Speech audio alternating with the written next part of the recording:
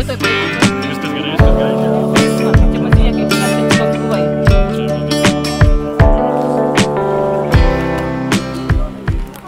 Tiksliau tariant, manęs nereikės klausytis, reikės klausytis tai nusimanančių žmonių. Tai aš tik tai noriu savo ruoštų jums padėkoti, kad jūs pasirinkot šį savaitgalį tokiam prasmingam tiek poilsiui, tiek darbui.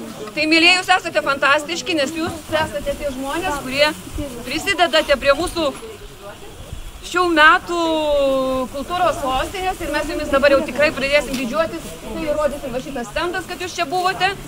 Tik tai labai apgailestaujame, kad stendas pastatytas anksčiau, negu mes čia avansų. Stendas jau stovi, dar nepradėjus dirbti. Ir jame yra darbo grupės logotipai. Kai žinosime visą dalyvių sąrašą, tai žinokit, mes paviešinsim kiekvieną asmenį čia dalyvavusi. Tai labai ačiū, kad registruojatės. O dabar tiesiog perduodu žodį tiem žmonėm, kurie yra šiam veiksme patys svarbiausi. Ponas Jonas, kur mano ponas Jonas? Jonai, ateikit čia. Aš nulipu, bet jūs dabar matot šitą žmogų. Čia mūsų kraštietis, Jonas Ravinskas, idėjos iniciatorius. Mylėkim, gerbkim, klausykim. Ir dešinė, vat man iš dešinės, aš jau dabar nulipu pas vyrus žemyn. Man iš dešinės mūsų Vytautas Okunevičius, koordinatorius viso šito veiksmo. Čia patys svarbiausi asmenys, kurie žino, ką jums sakyti ir jūs jų klausysite, darysite tai, ką jie pasakys. O aš dar kartelį dėkoju ir vyrai dabar jau jums viską aiškins, kaip turi būti. Tai aš labai trumpai norėčiau padėkoti mieliem mano onuškiečiam, kurie susirinkot į šitą prasmingą talką. Žodžiais negaliu išreikšti to, ką jaučiu. Trumpai, ačiū jums visiems ir kiekvienam atskirai. Nuoširdžiai dėkoju.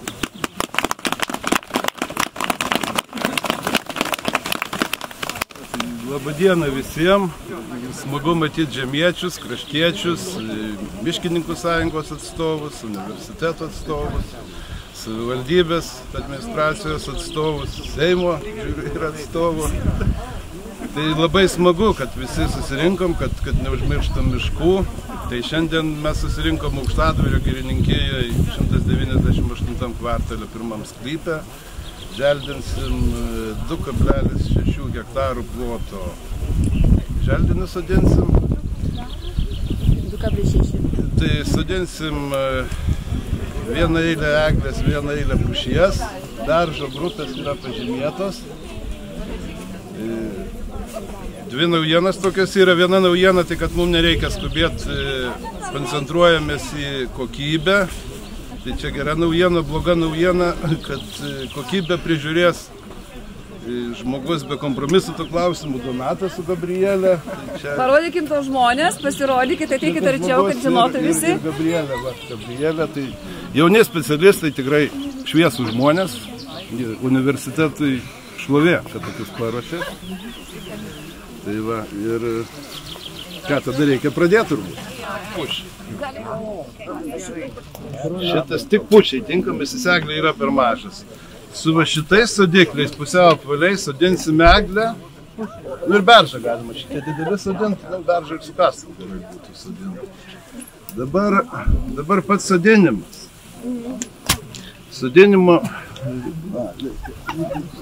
Aš turiu eglutę.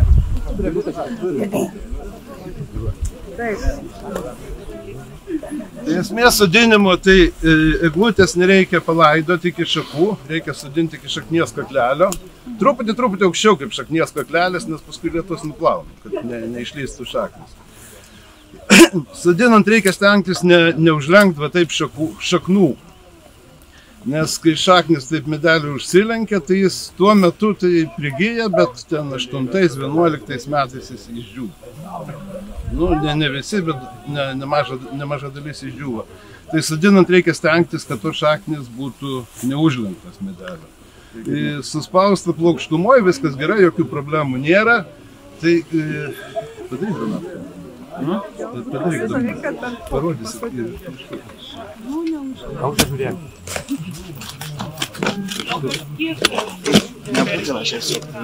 Užtenka paversti. Tai reikia įkišti truputį giliau. Ir šitam... Giliau įkiši ir tada ištrauki viršų, tai tada šaknis išsitiesia. Bet turi nekišot šaknis. Šaknis viršų šaknų turi nebūti ir jos turi būti neužsidėti. Ir dabar belieka prispausti. Ir darom buvo patogiau daryti į šitą pusę, nes kai tai padarai, tada tik va šitų grubstų ir užspaudži. Ir pasadinti. Tai pasadėta lygiai tas pats ir su pušėm, ir su beržu. Bet labai reikia stengtis neužlenkti šaknų ir nepalaidot medelio arba nepalikti viršui šaknų. Atstumai eglė kas 1,30 m sodinam, pušį kas 80. Realiai sodiklis yra metras, dedam maždaug vidualiai ir pėdam. Daug gaunam.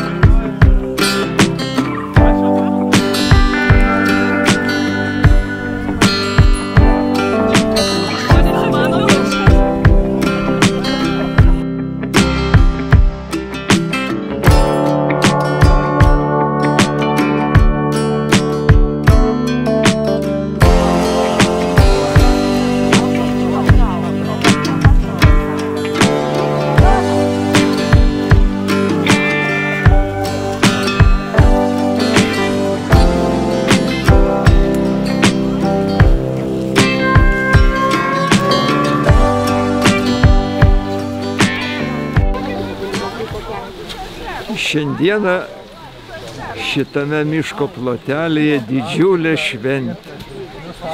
Onuškio mažosios Lietuvos sostinės bendruomenė sodina mišką. Tai yra labai prasminga darbai. Pasodintas medis augs 100 metų. Čia galės lankytis sodintojų vaikai, anūkai, lankytis Onuškio bendruomenės, stebėti, kaip auga jų pasodinti medžiai. Renginys yra šiandieną organizuojamas visoje Lietuvoje. Džiugu, kad tą renginį parėmė ir įgyvendina Onuškio bendruomenė.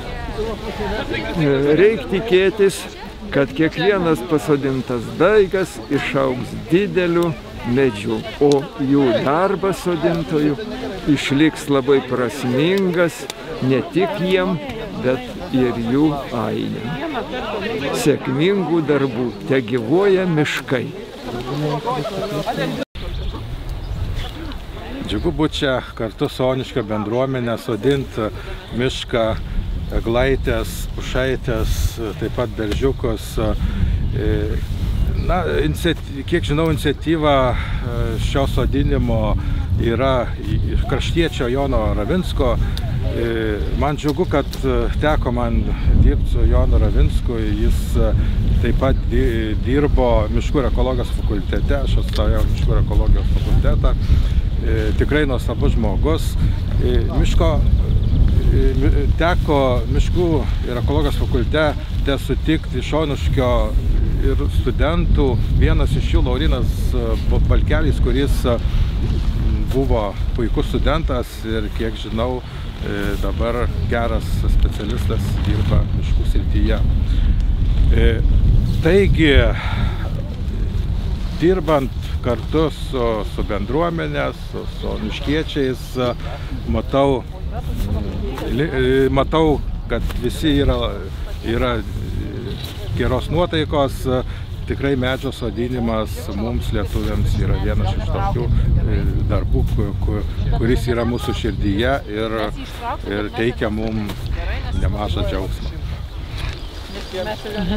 Smagu, kad miškasodį dalyvauja daug jaunų žmonių ir šeimų dalyvauja, ir kurie turi galimybę stebėti, kad medžio gyvenimas labai panašus į žmogaus.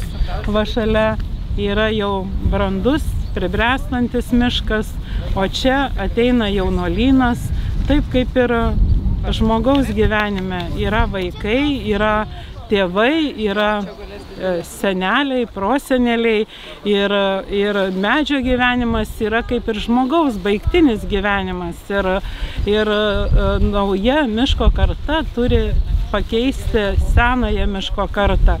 Ir tą reikia stebėti kaitą ne prie televizorių ar kompiuterių ekranų, bet geriausios pamokos apie mišką, kaip ir apie žmogų, yra natūroje, patiem dirbant darbas ir matant, kad iš tikrųjų ties sodinimo miško priežiūra ir auginimas nesibaigia. Čia reikės ir įdėti labai daug darbo, atliekant priežiūrą, nes medeliai jauni konkuruos su krūmais, su žolinė augalija. Ir aplinkui matom, kad yra daug medžiotojų bokštelių, reiškia, yra ir žvėrių, reikės saugoti medelius nuo žvėrių pažeidimų, kad jie išliktų. Ir tas truks ne vieną dešimtmetį ir rezultatą pamatysime tik po 100 metų, ypač sodinant pušis, sodiname pušis, jos subręs tik po 100 metų. Aišku, eglė su beržu 30 metų subręs anksčiau, bet vis tiek turim tokią unikalią galimybę ir aš labai dėkinga onuškiečiam, kad taip gražiai suorganizavo šventę ir sukvietė įvairių kartų atstovus sodinti miško ir pažiūrėti, kaip tas gyvenimas vyksta iš tikrųjų tiek gamtoj, tiek visur kitur.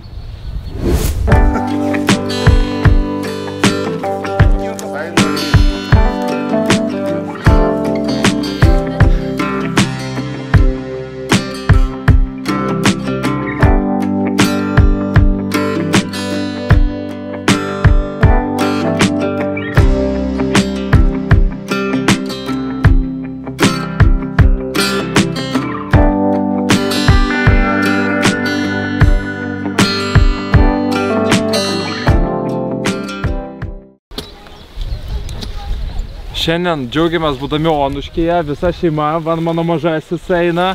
Kartu su mama atvykom į Onuškį miškasodį. Šiaip labai maloniai nustebino, kiek susirinko žmonių. Tai jau galiu drąsiai sakyti, šiandien tikrai pabaigsim darbus anksčiau. Ir po 100 metų jau tikriausiai mūsų anūkai pamatys gražius mūsų miškus. Gera daryti gerą. Šiais metais Lietuvoje turime ypatingą įvykį. Lietuvos dainų šventė švenčia 100-metį. Ir Lietuvos dainų šventė vadinasi, kad giria žaliuotų, į kurią susirinks mūsų Lietuvos visi kolektyvai, pasaulio lietuvių kolektyvai. Na ir iš tiesų labai smagu, kad prie šios iniciatyvos jungiasi ir mūsų Lietuvos žmonės sodindami miškus. Nes norime ne tik tai, kad visa Lietuva dainuotų, bet ir kad giria žaliuotų. Na, o šiandien mes mišką sodiname Onuškio seniūnijoje, o Onuškis yra Lietuvos mažoji kultūros sostinė, kuo mes taip pat labai didžiuojamės.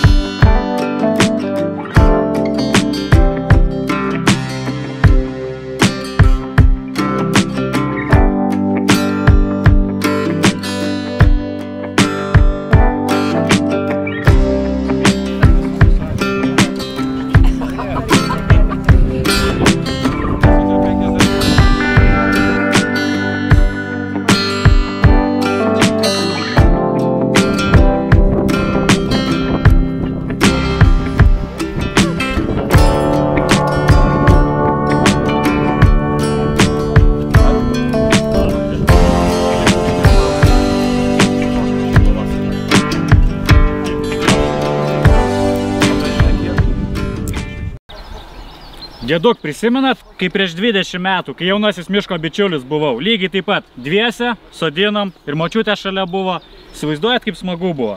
Dabar po tiek laiko, kai tokia iniciatyva šauni, ačiū mūsų kolektyvui ir mūsų bendruomeniai, kuris organizavo šią iniciatyvą ir vėl man suteikė galimybę su seneliu ir močiute sodinti mišką. Iš tikrųjų, tęsiant šitą mintį, tiek mano prosenelis, tiek senelis Onuškio miškuose dirbo daug ir ne vieną girią pasodino. Na, senelis daugiau kaip 40 metų yra buvęs girininkų šių kraštų, Onuškio miškų. Šiai dienai ir dabar, būdamas 86 metų, jis turi sveikatos, nuotaikos ir pozityvo ateiti netgi ir ne visai tobulų orų, bet kaip sako miškininkai, blogo oro nebūna. Kai pareiga šaukia, mes einam bet kokiu oru. Yra labai smagu, kad turim tiek gausiai susirinkusių, tiek bendruomenės, tiek, sakykime, mūsų bendruomenės miškininkų. Daug svečių gausių iš tikrųjų ir kolegų, kaip minėjau, miškininkų, kurie nepabūgo blogo oro ir prisijungia prie šios puikios iniciatyvos. Noriu pabrėžti, kad visoje Lietuvoje šiuo metu vyksta miškasodis, tai esam dėkingi visiems, kad prisidedat ir puoselėjat Lietuvos miškus.